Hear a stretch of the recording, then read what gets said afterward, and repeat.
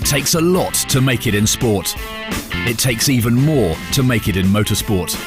And Formula One is the pinnacle. More men have been into space than have won a Formula One race. So what are the chances of making it all the way to the top? Guts, talent, flair, luck. Above all else these days, you have to have money to back you. It's going to take all of that if one of these young drivers is going to be Britain's next F1 star. In this programme, we look at Jordan King, the youngest ever Formula 2 driver in the modern era and winner of his maiden single-seater campaign in India. I think he's quite talented. Down the inside, Jordan King beautiful. Slices past. Fantastic move by Jordan King. The BRDC rising star is now looking to perform on motorsport's biggest stage to a worldwide audience. F1 is definitely my ultimate role. That's sort of the pinnacle of the sport. He's under big pressure at the moment from Jordan King. And Jordan knows all about big business. He's the son of the CEO of Sainsbury's. There are aspects of my job which have allowed me to give him some quite special help. Moderately successful, pushy father.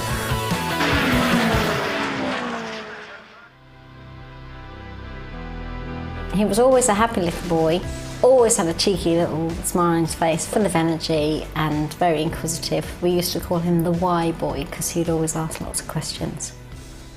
He was just always outside playing. He learnt to ride a bike that stabilised at something ridiculous like 2.5. I'd always play any sport, any activity, do anything and everything, no matter what it was. And I always want to be better than whoever was doing it next to me. I think from the earliest age that he would have understood what it was, he said that he wants to be a professional sportsman. I'd get quite good at something and then go, actually, I want to do something else now. I can certainly remember that when I was that age, that's what I wanted to be. I wanted to be a professional footballer, I wanted to be Bobby Charlton. That, I know, dates me. Eventually, obviously, I found something that I really enjoyed. His first coming together with motorsport was completely accidental. There's an indoor karting place down the road, about 5 miles from where we live, and I went along to that for my birthday party, and I was quite, won a couple. What he particularly enjoyed actually was winning. That's what got him excited about it to start with. My best mate actually beat me on my birthday party, so I'm never going to live that one down. I remember picking him up on one occasion, and the guy that runs the indoor track saying, you should really think about getting Jordan involved in karting because he's very good at it, and sort of one thing led to another from that, really.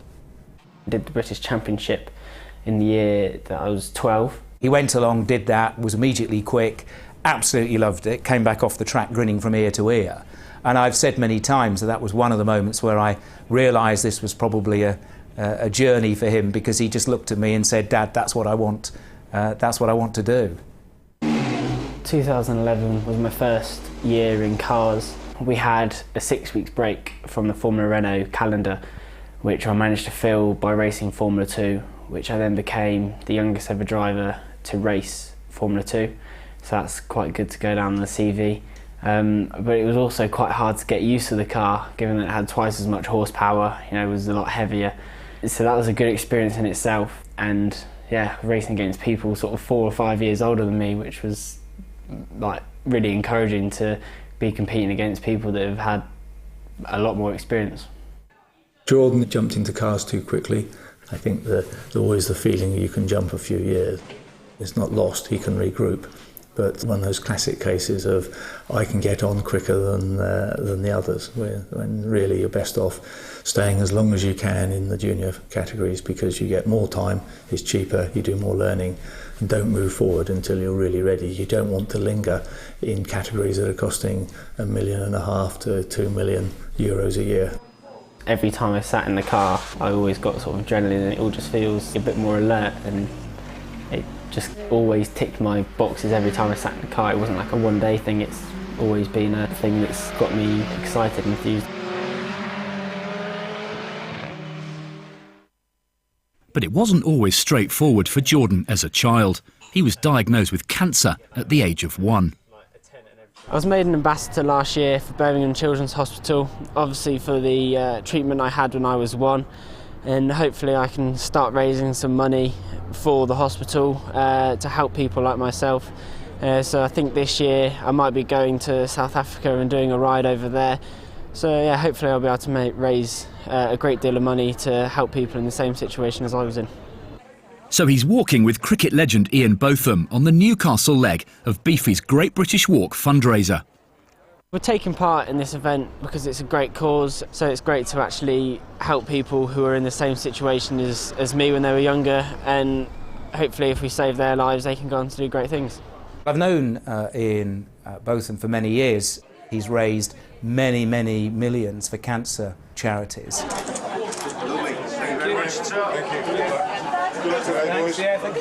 Botham is quite a quick walker, but I should be all right. I did quite a bit of training, so I've run 10 miles before, like that sort of distance, but I think my dad might struggle a little bit. We're getting a bit of a sweat on soon.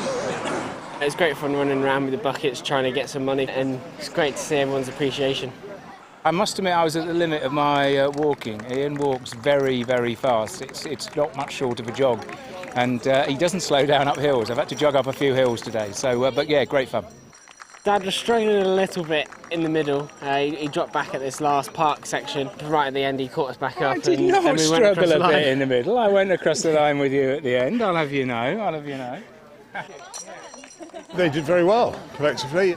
Never a problem, for the younger generation. It's the older generation mind that you worry about. It was great to be able to bring Jordan along, although I have to say I didn't see much of him because he managed to keep up with Ian the entire way round, and I felt like I did virtually the whole walk, about 20 paces back. But yeah, he's gone round it like a spring chicken, but you expect him to do that. He's got a few years on the rest of us. It's no coincidence that Jordan was able to keep up with Ian. Top flight motorsport requires you to put in a lot of training, both on and off the track. As soon as you start training, then your life's dominated by motorsport because you're either racing or at home training, and it's either one or the other. It's nowhere in between, really. You've got to be physically fit to drive a racing car. It's a long race with lots of loading, and as soon as you fatigue, you lose your concentration. I'll probably try and run 20 kilometres a week. That's probably two runs of 10 kilometres, something like that. And then might try and get down to the athletics track in Leamington and have a quick run because I run 800 metres. And then also I'd get to the gym a couple of times a week, and even if it's not actually going to the gym, I can just do it in my bedroom. There aren't many young men that have had the opportunity to go and spend a day training with Sebastian Coe, getting guidance on his training programme to get the right aerobic and anaerobic skills for his sport, and that's something I've been very fortunate that I've been able to help organise it for him.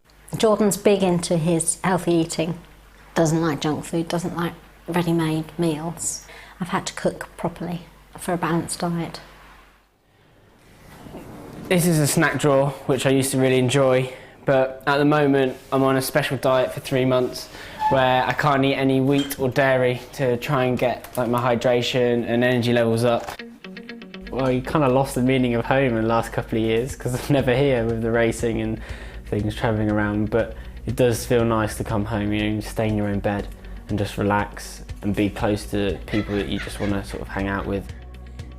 This is my bedroom where it's just my private space, really no one else can come in here. Play music quite loud or watch films, watch TV, and most importantly spend most of my time sleeping. One of my sponsors is Hugo Boss, and probably the nicest thing about having them as my sponsor is that I get some nice suits from them. So yeah, I get to wear these when I go to nice do's, and also to college, which we have to wear a suit, so I get to wear these to school, which is quite good. This is my helmet, which I designed a few years ago, and it's stayed pretty much the same from then. I started out with just pen and paper. It took me a few hours to do, and I worked the design and then decided on the colours afterwards, and this is how it ended up. This is the helmet which I wore in India, so yeah, it's been quite successful so far. This is just pretty much a fun room where we always end up with my friends, just playing a bit of darts, pool and snooker. And I like it because it's got all the memorabilia in it and got my trophies. These are my trophies which I won over 4 years of racing karts. And these are the trophies from my car career this last year. And this is the trophy from the Indian race which I won at the end of the year. And it's probably the biggest event I've competed in so far in my racing career. So that's probably one of the best trophies in the cabinet. It was a perfect weekend. In 2 races I got second and then first with both fastest laps, which gave me the championship. So I was over the moon. Bit of an experience in some areas, you know, driving down the wrong way down a motorway with a lorry coming towards you, or having a cow just standing in the middle of the road. But it's all great experience to sort of open your mind around the world, really. When he did the Indy event, I think it really demonstrated how significant motorsport is going to be on the subcontinent, in the Middle and Far East more generally. Probably half of the signed photo requests he now gets come from India and China. So it's also given him some brand awareness, if you like, the awareness of the brand called Jordan King. So he's already got a growing fan base. But does Jordan King have what it takes to become Britain's next F1 star?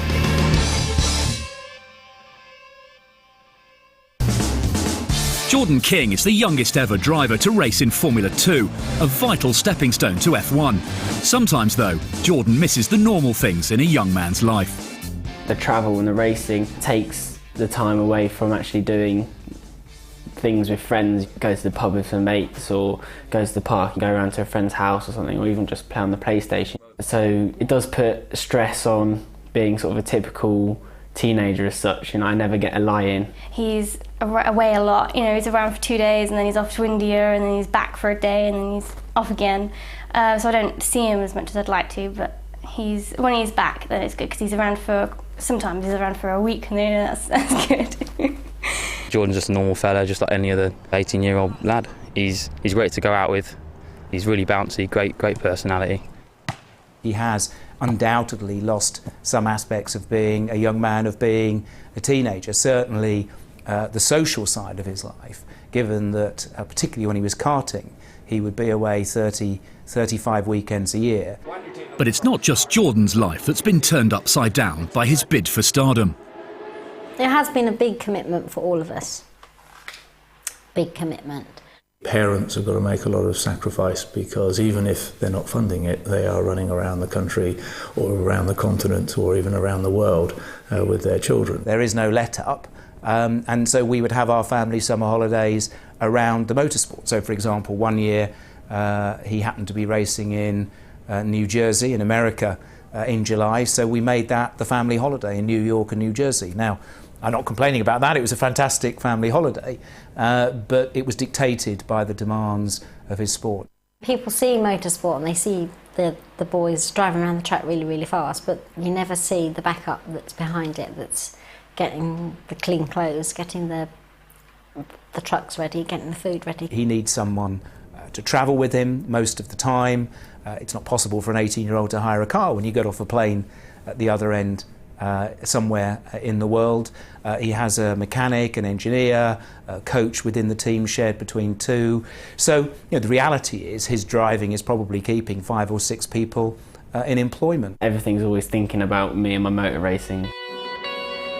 Every weekend up and down the country, young racers ply their trade in a bid to reach F1. For Jordan, racing at the home of the British Grand Prix is all part of a young driver's essential training.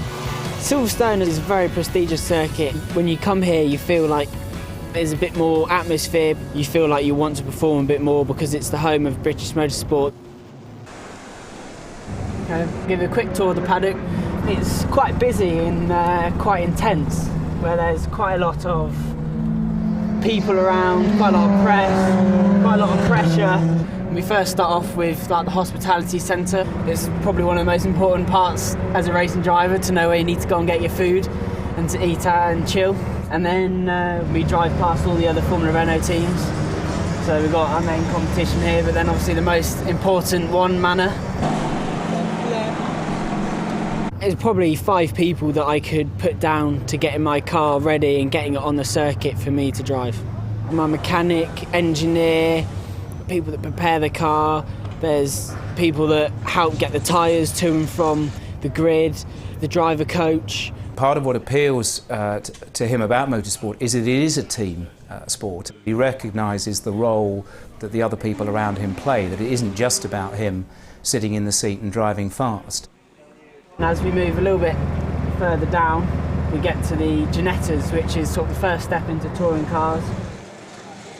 Another important part is the showers and toilets.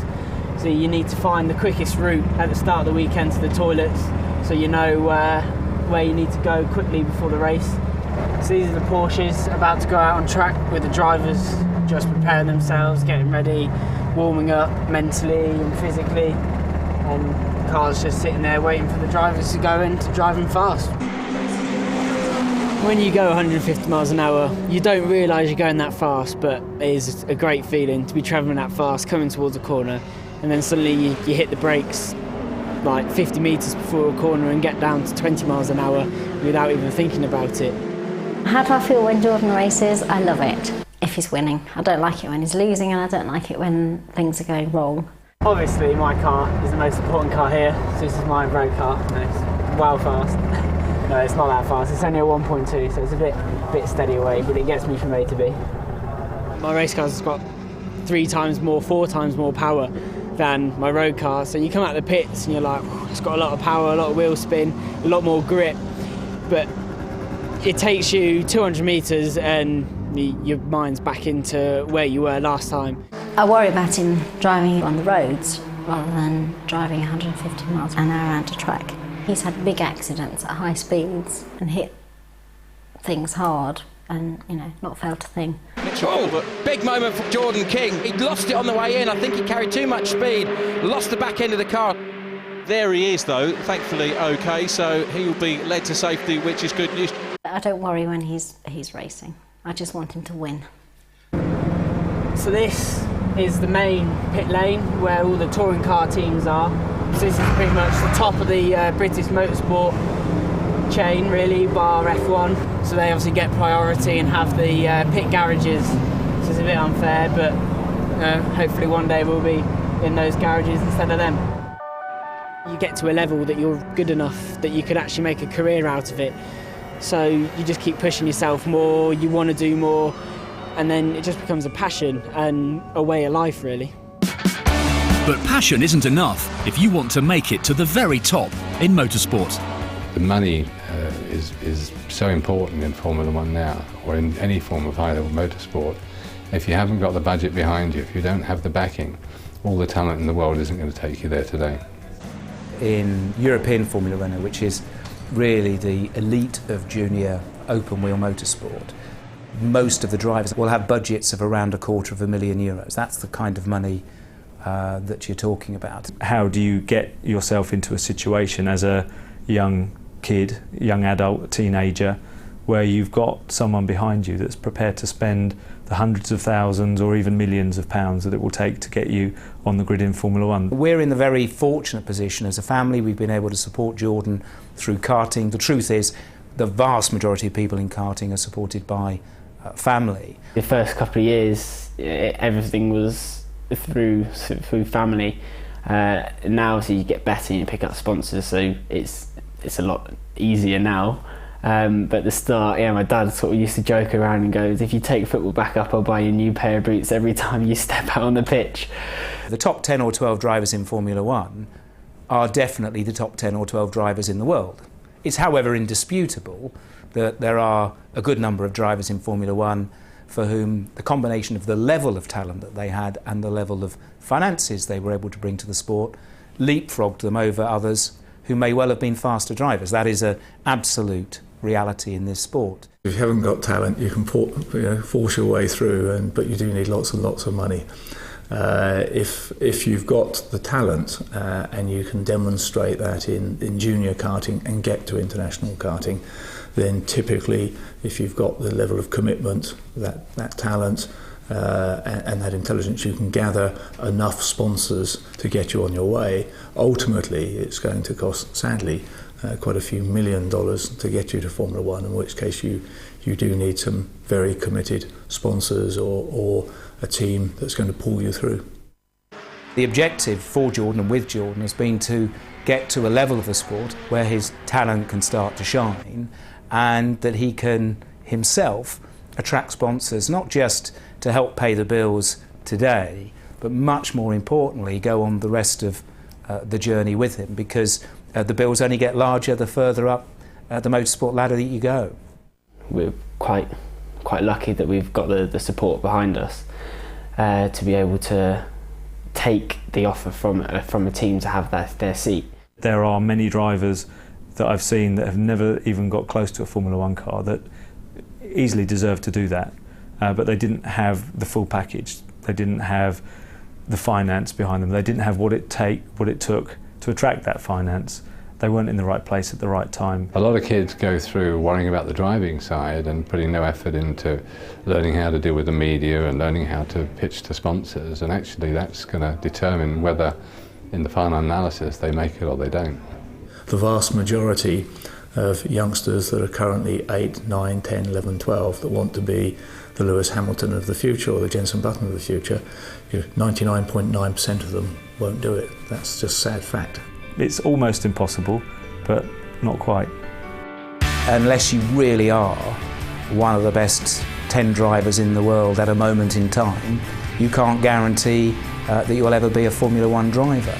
I hope he's got what it takes to be a champion. If someone offered me a contract and said you could have a 10-year contract in F1, and at the end of it you walk away with nothing, just your name written in the history books of what you've achieved, but then you have to go and start again from scratch, I'd take it now just because I want to be in F1. I don't really worry about whether Jordan will or won't make it. I share his confidence that he will. He's got drive, motivation, he's got talent, he's got the funding. If you don't aspire to be a Formula One driver and do everything in your power to equip yourself to be one, you never will be one. He's very competitive and very determined, and I'm sure he'll make it. You've got to be selfish to get to the top, tunnel vision to get to the top, and if you enjoy it, it's a lot easier pill to swallow. I like to think I can, and like to think I will, and I'll do everything I can to make sure I've got the best opportunity and be in the best position to get there.